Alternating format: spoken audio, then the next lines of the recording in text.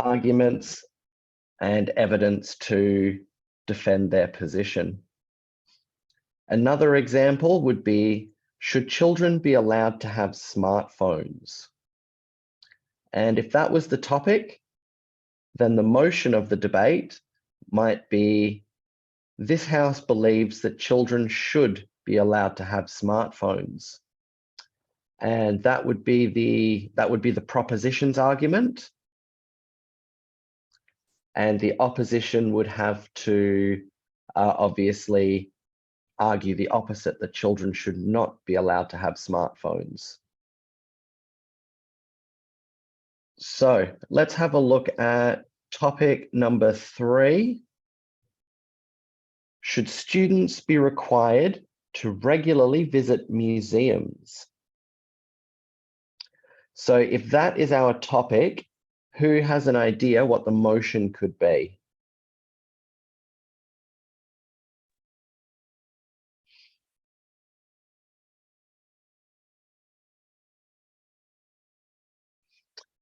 Let's ask Tina.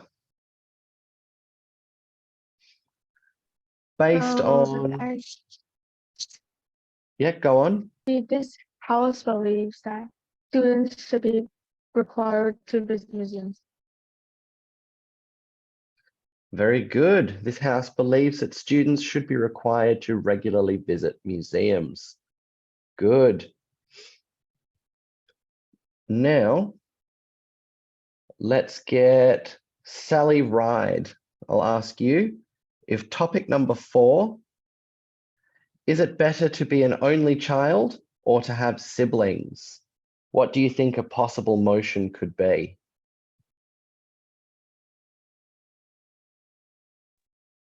This House believes that child should have siblings. Very good. So that could be one of the motions. It is better for children to have siblings. Or the other motion could be, this House believes that it is better to be an only child than to have siblings. So I'm just going to quickly point something out before we move on.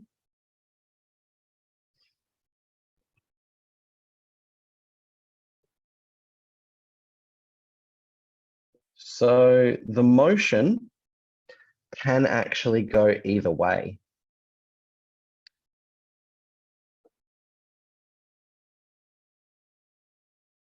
So if the topic is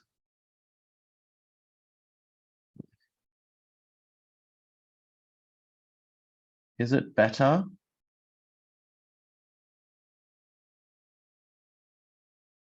to be an only child or to have siblings? Now, there are 2 possible motion statements that this debate could have. So if the motion is,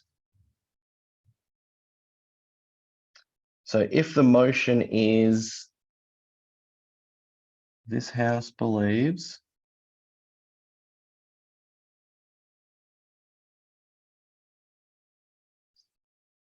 it is better to be an only child. So if our motion statement is, this House believes it is better to be an only child, then the proposition would argue for being an only child. And that means that the opposition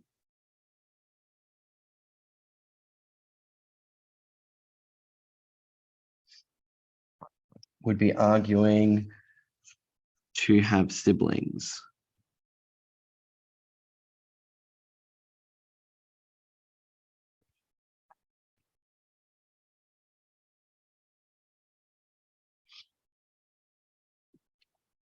And that's because the proposition have to believe or argue for the motion. So they agree with this, but the opposition disagrees. So yeah, so the motion is it's better to be an only child. To the proposition agree, the opposition disagree. However, if the motion is this house believes that it is better to have siblings. So if we have this second motion statement, the proposition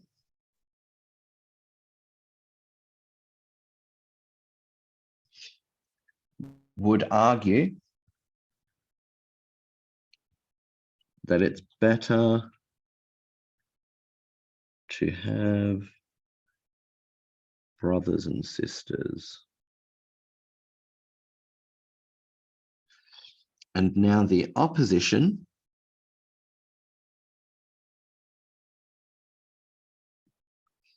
would argue for being an only child.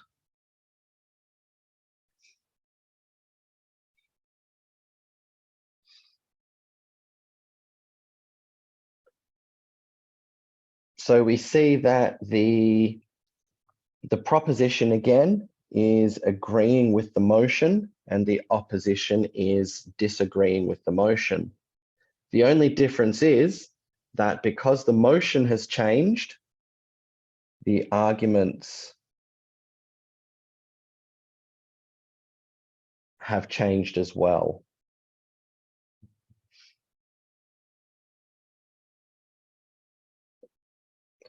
So does that make sense to everybody?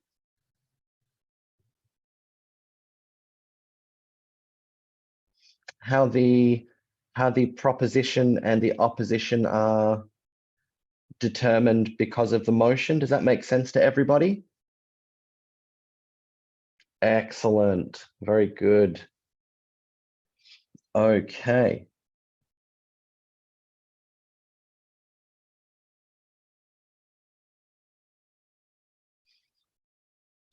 So next up, we talk about the proposition. So the proposition is the team that supports the motion. They present arguments in favor of the motion. So anything that agrees with the topic of the debate, that is what the proposition team wants to be saying.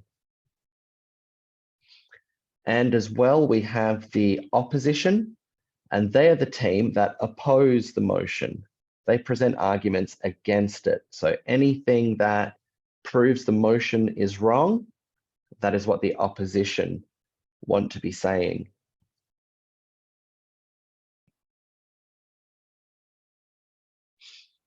So next, we want to discuss how the proposition and the opposition teams interact. So first of all, we have the dynamics of a debate. So what actually goes on in a debate? And what goes on is we have a clash of ideas, arguments, and perspectives. So because the debate teams think up their own arguments, therefore it's their own ideas and their own points of view, their understanding of how the world works, that is going to be put to the test in this debate to see what kind of arguments they come up with. It's important that both teams are given equal time to speak so that it's kept completely fair. You're given a certain amount of time to talk, and it is in that time that you must make sure that all of your arguments are being spoken And your goal during the debate is to persuade the audience and to influence them to agree with your side of the debate. So that's your end goal, to get the audience and the judges to believe you by putting forth the best possible arguments. I mentioned before, the interlocutor is the person that makes sure that everybody's following the rules. So that means even the judges. So the judges are the people who decide the winner. The interlocutor is the person that makes sure that everybody follows the rules and that even the judges make their decision in a fair way. So they don't try and cheat because their kid's on the team or something like that. Everybody follows the rules. So the interlocutor will ensure equal speaking time for both teams. So the interlocutor, again, will make sure that everybody sticks to their time limits and that we don't just have people just rabbiting on non-stop. They manage the flow of the debate and they maintain order. So the interlocutor will be the one that says, first affirmative speaker, please come up. Okay, thank you. First negative speaker, please come up. And they'll tell people when to come up and talk, so they keep the debate flowing smoothly. And they also, again, maintain order by making sure that people follow the rules. And they also resolve conflicts. So sometimes when we're debating, we can let our emotions get the better of us, and we might stop debating and we might start actually arguing or maybe even yelling at someone on the other team because we get a bit angry or upset with something they're saying. It happens from time to time. We want to avoid it, but it does happen. The interlocutor is the person who will calm everybody back down and get the debate back on track.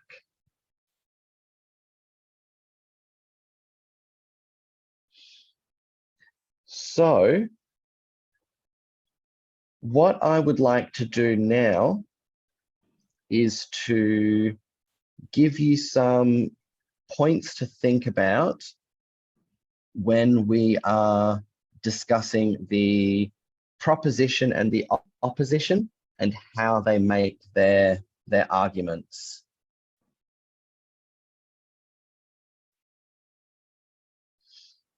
Because there are some interesting things here to consider. I'm going to share my screen.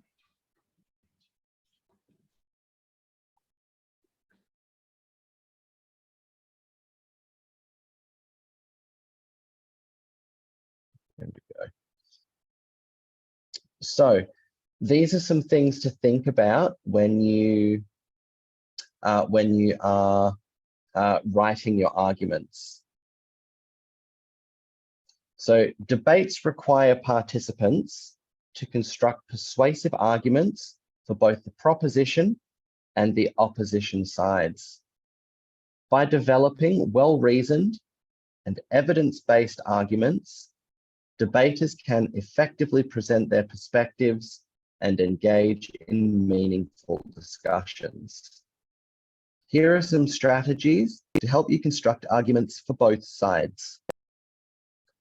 So, when we are creating arguments for the proposition, here are our important points. So number one, we want to clearly state our position. We want to begin by clearly stating that our support is for the motion, and we want to let everybody know that we are the proposition team. This is what we are arguing. Number two, we need to provide evidence. So we need to back up our arguments with credible sources, facts, statistics, expert opinions, and examples that support our position. So I think I've mentioned this to you before, but when you are collecting evidence for your argument, we want to make sure that it's coming from somewhere that people are going to believe. So if I was talking to you guys about, I don't know, let's just take the should school uniforms be mandatory debate. if I was presenting arguments to you and I just said, my friend Tim said that blah, blah, blah, blah, blah, you guys would all sit there and go, who's this Tim guy? Why should we believe him? But if I manage to pull, for example, a study from a government website that's got the leading psychologist in the country that says we should wear school uniforms because of this reason, then people are going to listen to that and believe that a lot more. So we need to be really careful when we're looking for our evidence. And we've got a class on this coming up quite soon on how to look for good evidence. Next, we want to use logical reasoning. So we want to use logic and reasoning to demonstrate the validity of our arguments and show how they align with the motion. So logic is just where we make sure that one thing connects to the next thing. So I'm not just saying, for example, oh, if frogs are green and lizards tend to be more brown. And then the next thing I'm saying is, oh, cheetahs are the fastest animal in the animal planet. They're two things that are just nothing to do with each other. But if you can make one point lead into the next point, then that's using logic because you're thinking from one thing to the next to the next. How do these all connect to each other? And reasoning is just, does your argument make sense? Are people able to follow along with it? So we want to use logic and reasoning to show that our arguments are true and how they connect with, and yeah, how they agree with the motion.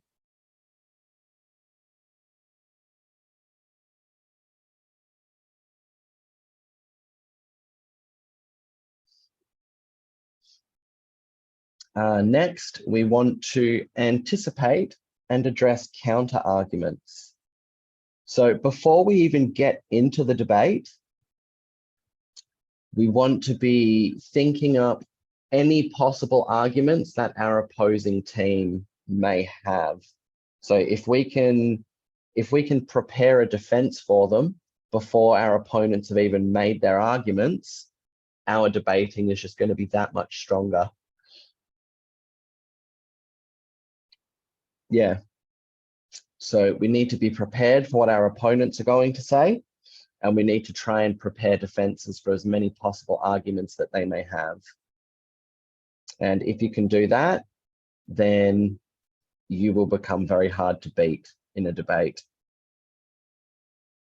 We want to use persuasive techniques. So we want to utilize persuasive techniques such as rhetorical devices, emotional appeals, and impactful language to make your arguments compelling. So persuasive techniques are these little tricks that we can put into our writing that get the audience to either remember what we've said or to, excuse me, or to agree with what we've said. And yeah, they're just these little tricks, like rhetorical devices are answering questions or asking questions or making statements that don't need an answer because everyone's just going to hear it and go, yeah, you're right. And that can be a good one. Emotional appeals are where we try to get our audience to listen, to feel what we feel about a particular issue, because if we can get them to feel the same way as us, they're likely to think the same way as us. And finally, impactful language is language that you read it and it kind of takes you aback. You're like, whoa, what did I just read there? Got to read that again. And that can be a great tip as well, because if you have a lot of impact in your speech, again, that's going to help people to feel and think how you want them to feel and think. We want to structure our arguments. We want to organize our arguments in a logical and coherent manner, presenting them in a clear and systematic way. Now, that's just a fancy way of saying your arguments need to be true, they need to make sense. And when we read them out, we need to read them out so that everybody understands them and that we deliver them in a certain order so that they make the most sense and build the strongest case for us. And finally, we need to summarize our key points. We need to recap our main arguments at the end of the speech to reinforce their importance and leave a lasting impact on the audience. So depending on what kind of debate that you're doing, you'll be given somewhere between 3 to 5 minutes to speak your arguments.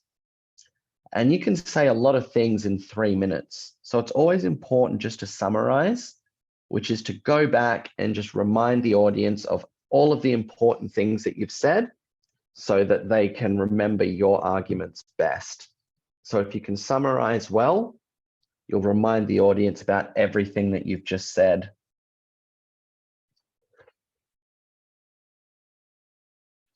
And finally, we have creating arguments for the opposition. So these are the tactics that the opposition team will want to use.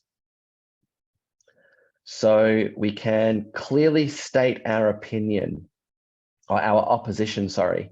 Begin by clearly stating your disagreement with the motion and your stance as the opposition. So let everybody know straight away that you do not agree with the topic of the debate and that you will be arguing against it. So quickly letting them know, that's going to set it in their heads right from the beginning. You need to provide evidence as well. So a lot of these are the same as making arguments for the proposition. We just use these techniques in different ways.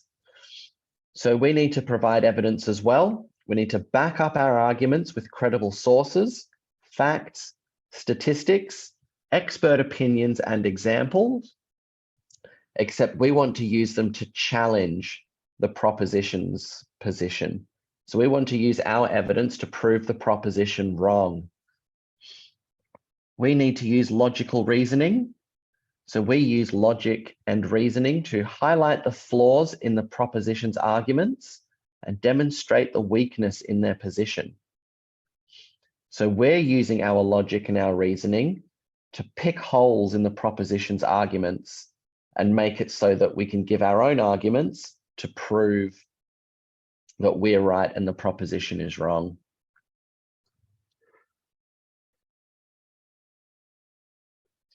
We need to anticipate and refute opposing claims. So to anticipate them, again, the same as the proposition, is just to, before you even get into the debate, we need to make sure that we're thinking of any possible arguments that our opponents can make, and we need to plan counter arguments to them.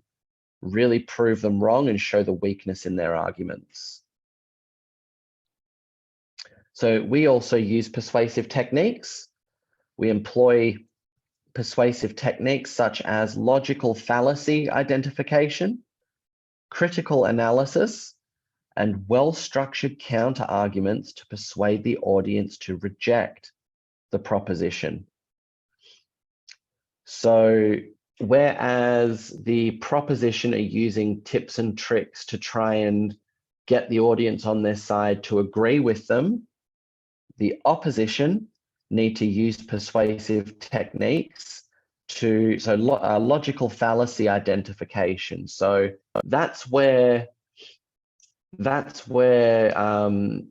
if somebody presents some information that everybody thinks is true, but it's actually not.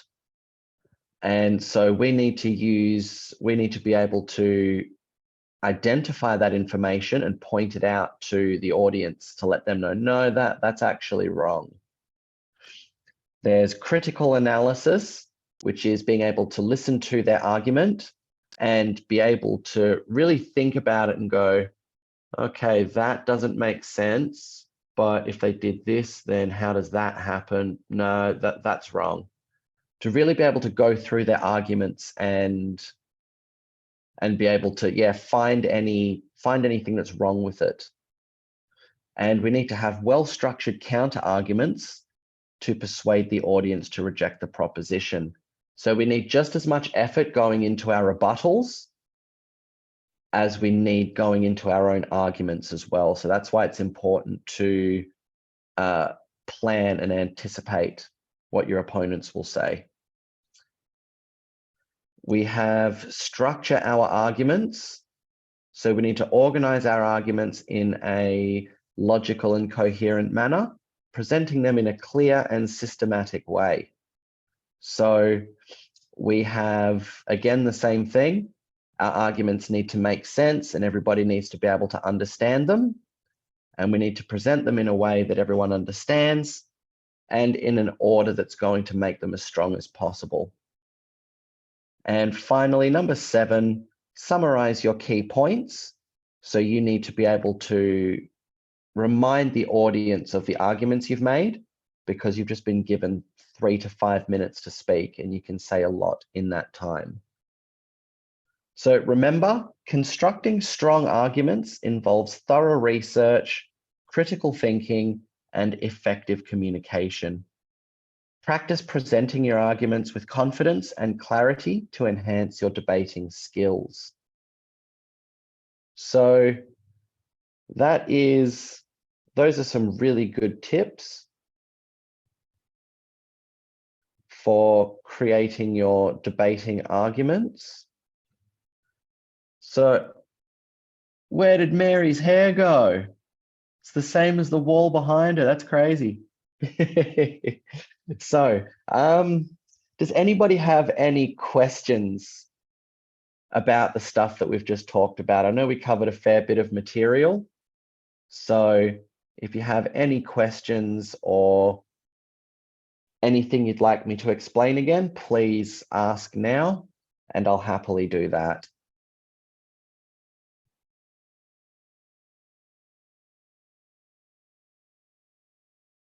Terrific.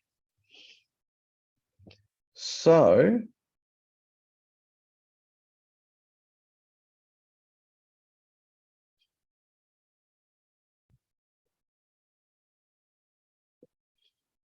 okay.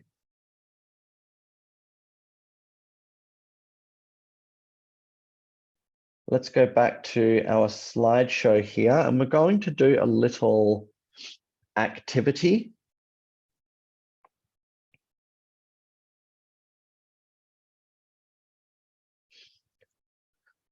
So we've just talked about the interlocutor's role and how they make sure that the debate runs smoothly.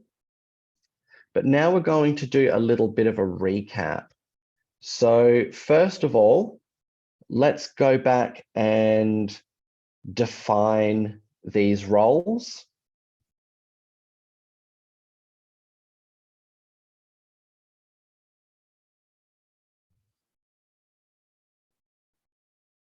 So I'm going to write on the board here, interlocutor,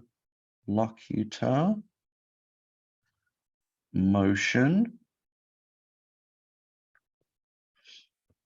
proposition, and opposition. So I want someone to tell me about the interlocutor. Who are they? What do they do in a debate? So you can send it in to me in the chat box, or you can put your hand up to speak. But who is the interlocutor and what do they do?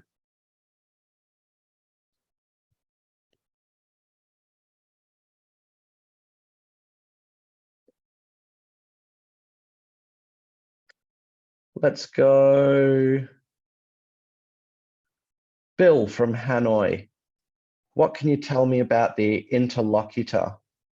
Interlocutor is a person that talk about the motion. Like Good. you and everyone in this class.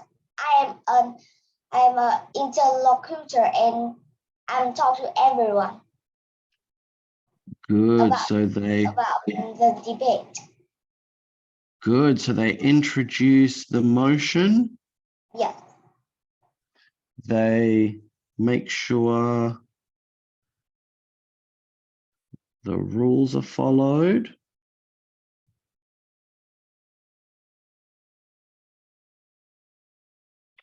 And they host the debate in a way. They make sure that everyone knows the rules and lets them ask questions if they need it. So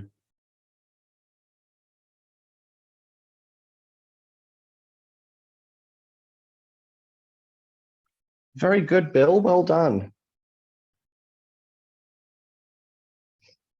Okay, next, can I please get Sally from Hanoi? Can you tell me something about the motion, please? Motion is what we need to argue about. Good, very good, thank you. So the motion is what we are debating.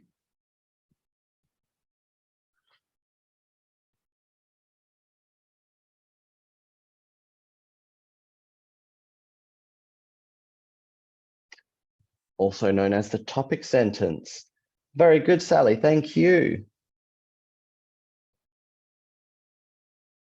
Mia from Hanoi. Can you please tell me something about the proposition? Who are they? More about the motion. What are we debating is more about the debating. That's right. The motion is what we are debating. That's the topic. But can you tell me something about the proposition? Which team are they? Position is just like opposite the opposition. Very good. Now, do the proposition agree or disagree with the motion? Position is disagree with proposition. Very good. The opposition and the proposition disagree. Very good. But the proposition team, just talking about them, do they agree or do they disagree with the motion?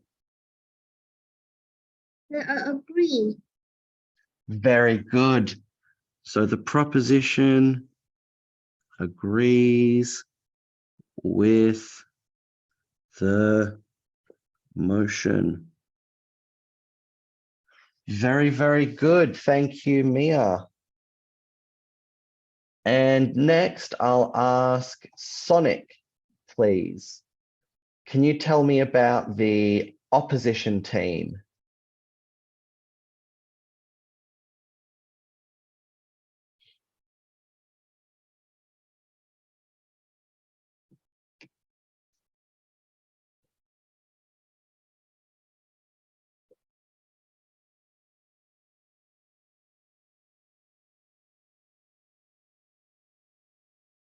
Sonic, can you tell me something about the opposition, please?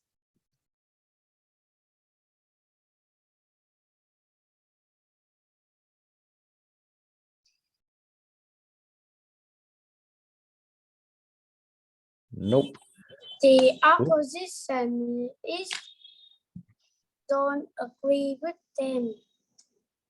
Very good. The opposition disagree with the motion. Very good, guys. Well done. So, as we can see, we have 4 important parts of the debate. And now our next activity, this one's a little bit of fun. It gets you thinking and understanding the roles just a little bit better. So up the top, I'm going to write a squiggle first. Interlocutor. I'm going to write emotion.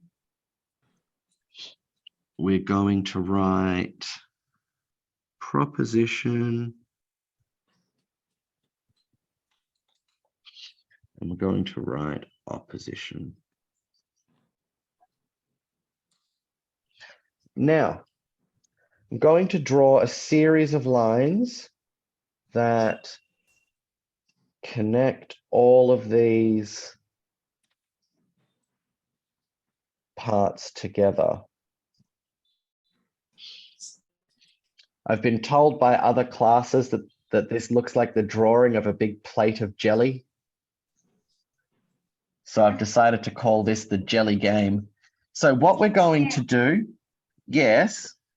It looked like to me it looks like a sushi with a triangle shape.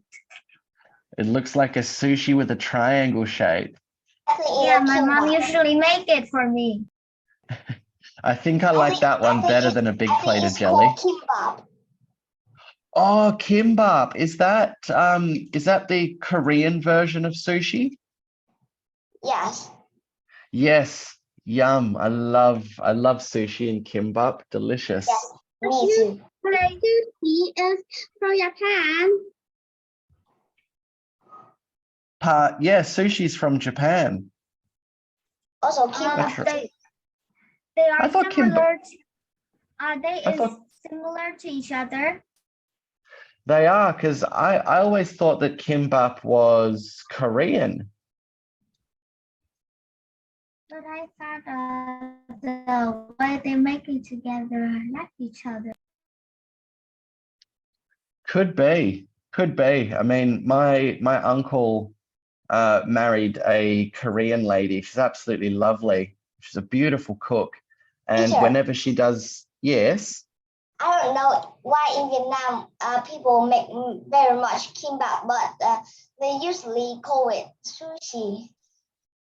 Ah, I okay. don't know why. Well, I mean, that does happen sometimes, like when two countries have when two countries have basically the exact same thing as one of their foods, and but they just call it a different name. Sometimes people from other countries, when they make it, they'll just call it either of those names. So I'm sure in a way those names you can say one or the other and it means the same thing. Anyway, let's get back on our topic here. So we have these lines that connect all of the words together. So what we want to do on each of those lines, we want to describe the relationship between the two words that a line connects. So for example, what is the relationship between the proposition and the opposition in a debate?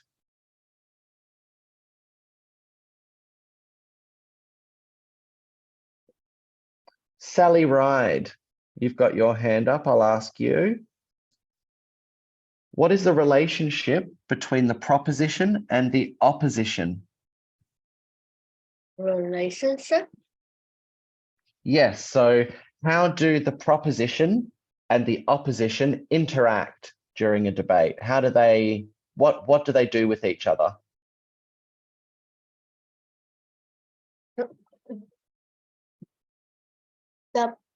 They argue. Very About- good. Which one is about their opinions? Very good. They They argue with each other about the motion. Very good, Sally. Thank you. Okay. So we've got our first relationship on the board there. So next I'll ask Min from Hanoi. What does the opposition do with the motion? Opposition disagree with the motion. Very good.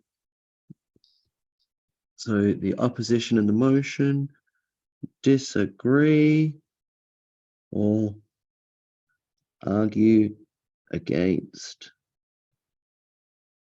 Very good, Min. Thank you. And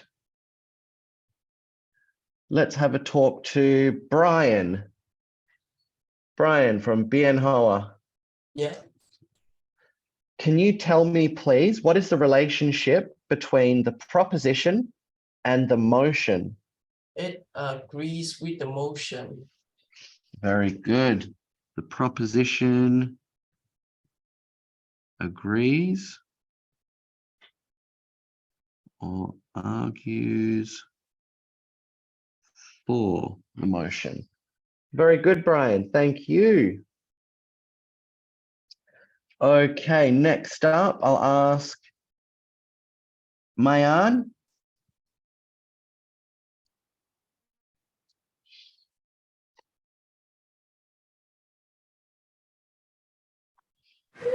I'm here. Cool. So what does the interlocutor do with the motion? How do those two things interact? I think is resistance or distance. Pardon? Can you ask again? So what does the interlocutor do with the motion? Is agree logos for and distance be logos against. No, the interlocutor does something else with the motion. He introduces it to the debate. So the interlocutor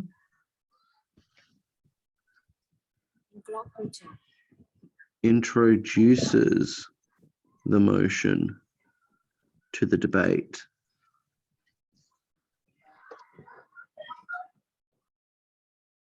Okay, so let's see. I'll ask Mary this one. What does the interlocutor do with the proposition and the opposition?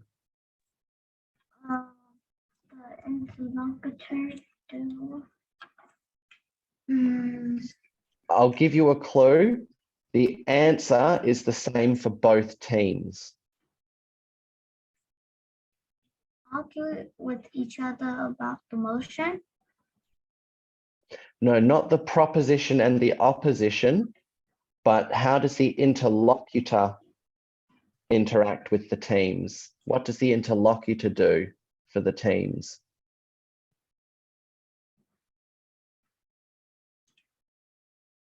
Very good, Tina.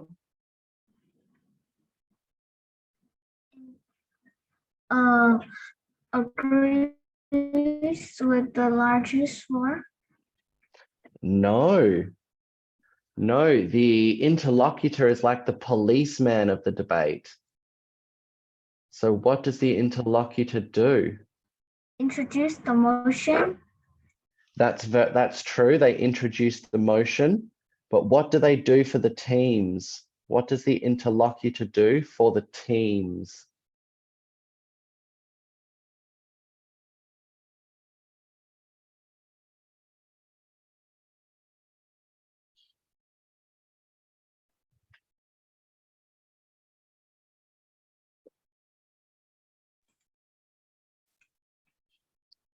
Okay, so the interlocutor makes sure the rules are followed.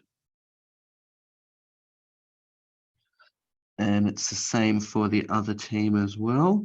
Writing sideways is actually very difficult. Make sure the rules are followed.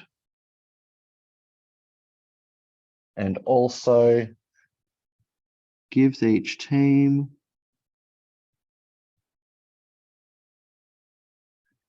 equal speaking time.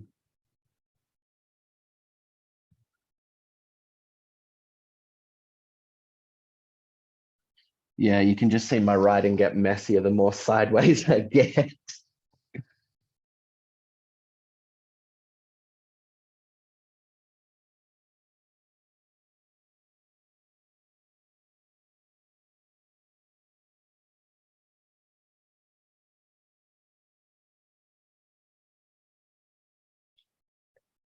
Okay, so good work, guys. We see how all of these, we see how all of these four very important parts of a debate interact with each other.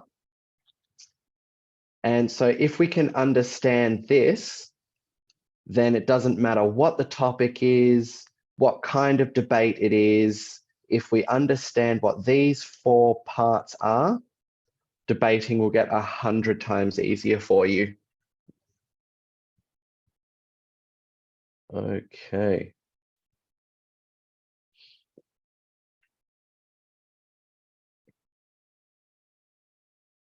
So,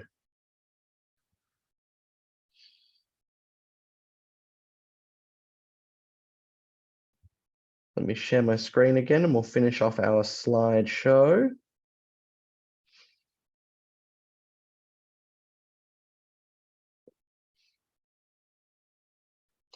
So,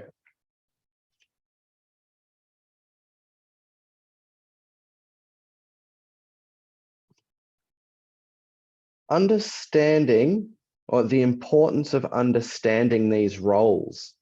So if we understand what those four roles in a debate are, so we'll say them one more time. We've got the interlocutor, the motion, the proposition, and the opposition.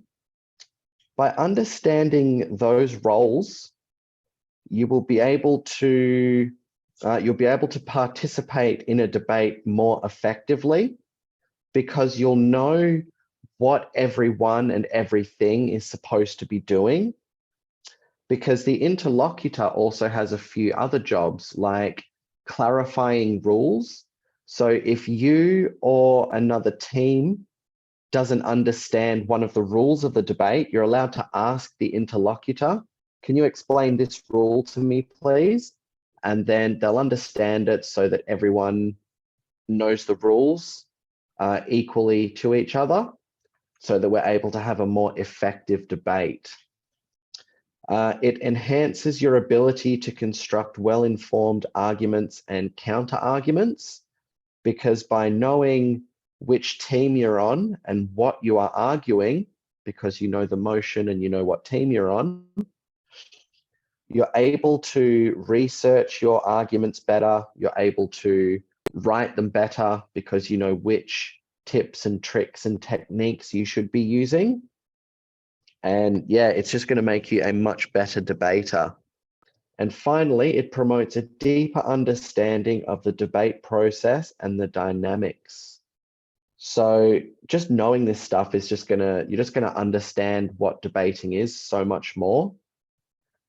And that again will make your debate experience a lot easier.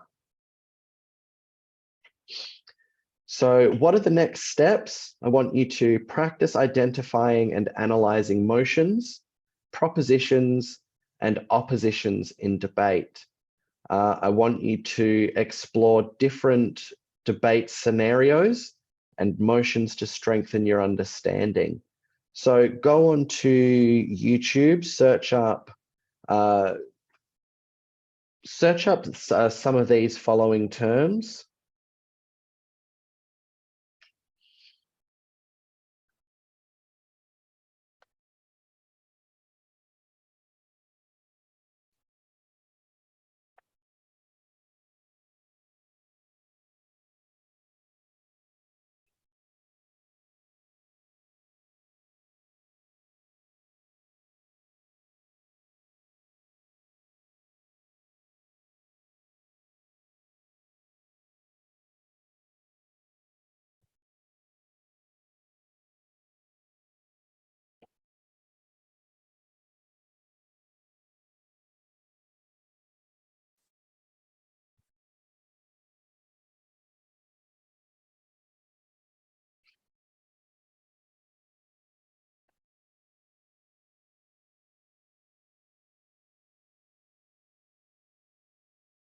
So if you just do a YouTube search for some of these videos, then you'll be able to find a lot of good examples of debates.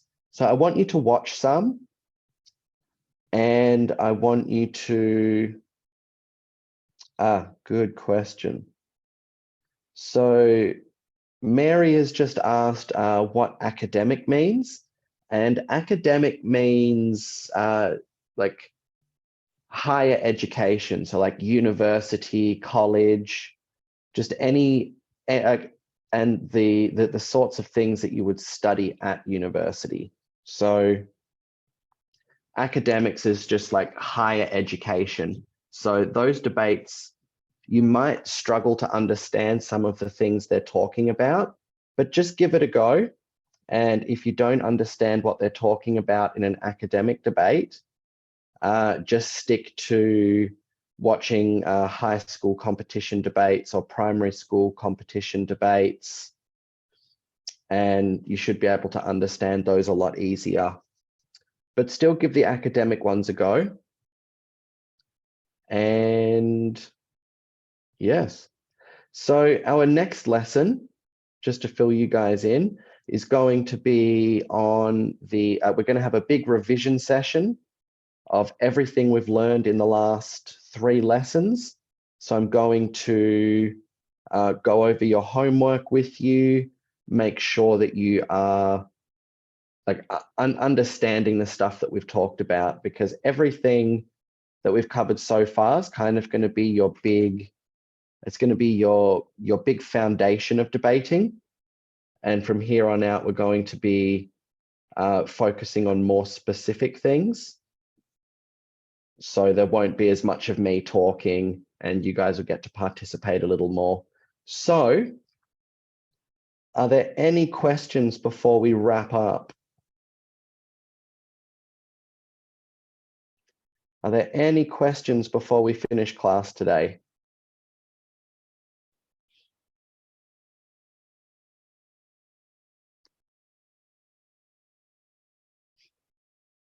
Terrific. Okay, so your homework is to watch a few different debate videos, and whenever you watch the debate videos, oh, Sonic's got a question.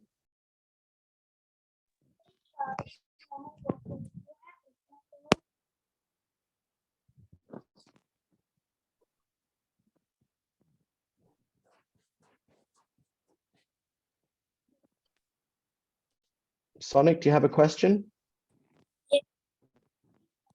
In homework, we write examples. Pardon?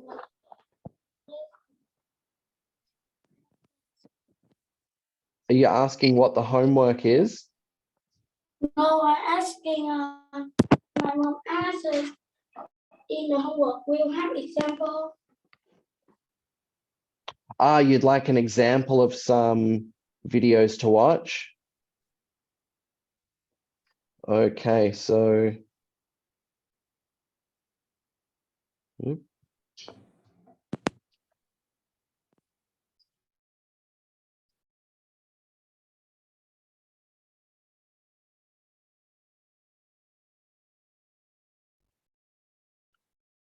Teacher, Yes, the time passes 1 minute already. It's 10. it has. It has. So we'll be done in about a minute or two.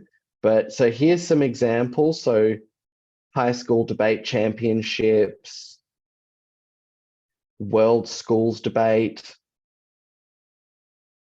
Eurasian schools debating champions.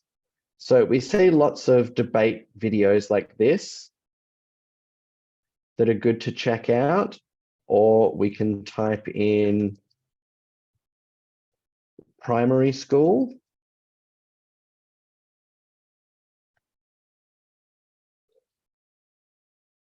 And we can see some primary school debates here.